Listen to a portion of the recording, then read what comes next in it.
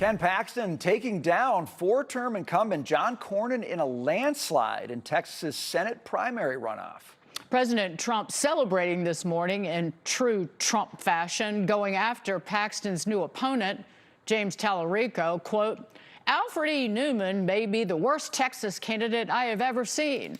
A strong, open borders advocate. He is weak on crime, believes there are 6 genders, is insulting to Jesus Christ, will never support the military, was a big mask wearer until recently, and is a vegan who dislikes meat." Not exactly a good way to be if you're wanting to win an election in Texas. Jasmine Crockett, a very low IQ individual who is no relation to the legendary frontiersman Davy Crockett, would have been a far better choice for the Democrats. Texas, this will be fun.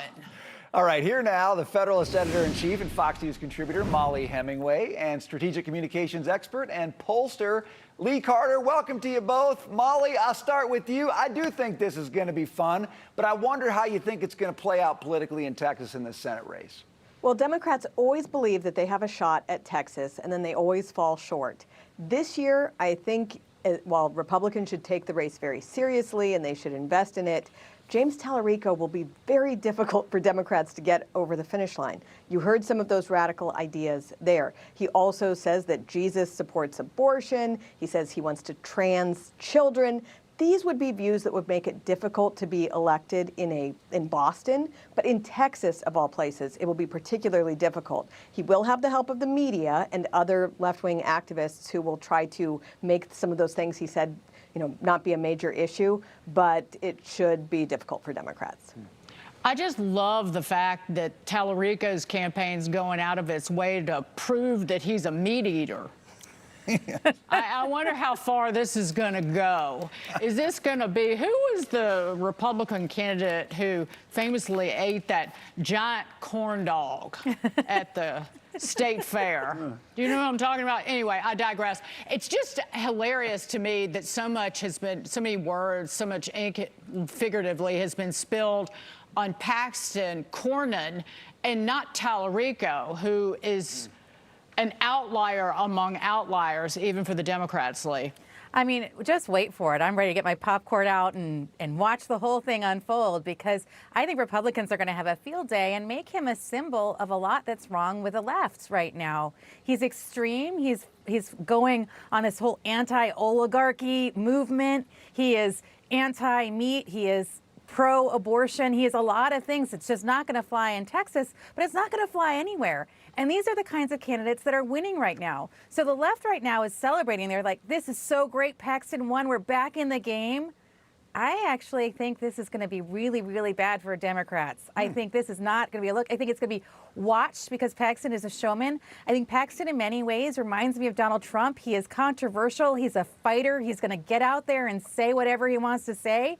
And just watch out. I think this is going to be entertaining to watch, but I don't think that the Democrats are going to have as much success as everyone thinks they are because Paxton won. Well, we will be watching for sure. Meantime, I want to get to this as well. We saw the fallout from the incomplete DNC autopsy last week. Now, former First Lady Joe Biden is trying to rewrite history.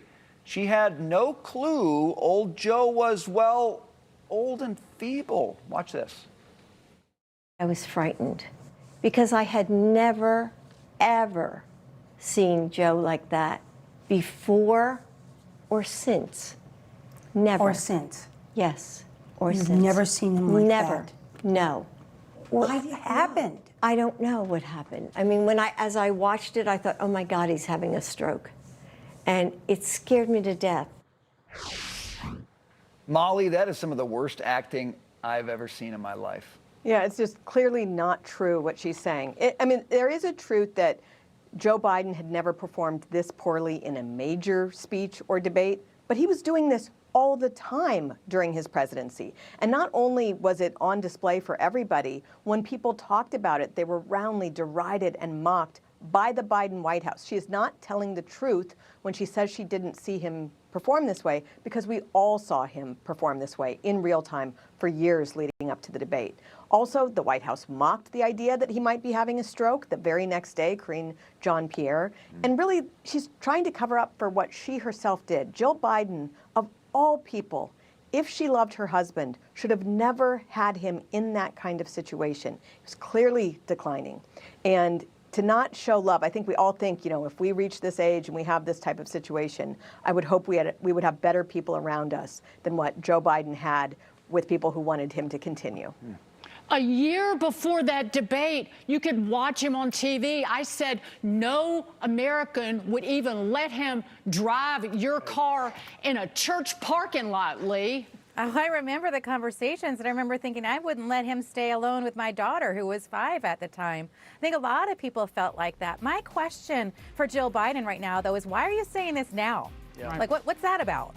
It's too late. It's called rewriting history and cover your you-know-what. Mollie, Lee, great to see you guys. Good night. Thanks. Michelle Bachmann, that was who was eating the corn dog.